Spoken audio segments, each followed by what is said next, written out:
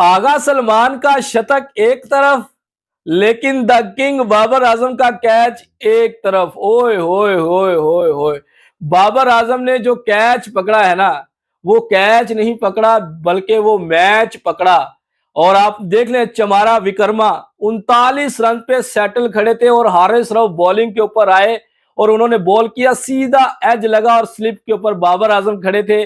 और जब बाबर आजम ने कैच पकड़ा तो मुझे भी यकीन नहीं हो रहा था कि बाबर के हाथ में कैच आ चुका है, क्योंकि बाबर का रिएक्शन बिल्कुल, उसने कैच पकड़ा ऐसे सीधे खड़े हो गए। हाय हाय हाय हाय हाय, वही भाई लोग टर्निंग पॉइंट था। वो कहते हैं ना कि कैच विन द मैच, जहां पर बाबर आजम ने वो कैच पकड़ा ना, तो वो टर्निंग पॉइंट था और पाकिस्तान की टीम आधे आधे से ज्यादा मैच जो था ना, वहां से ही जीत चुकी थी।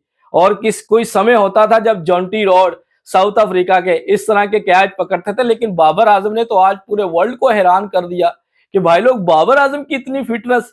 जो लोग बाबर के ऊपर क्रिटिसाइज करते थे उनके पेट को लेकर, लेकिन बाबर ने अनबिलीवेबल कैच पकड़ के ना भाई नया ही एक इतिहास बना दिया है।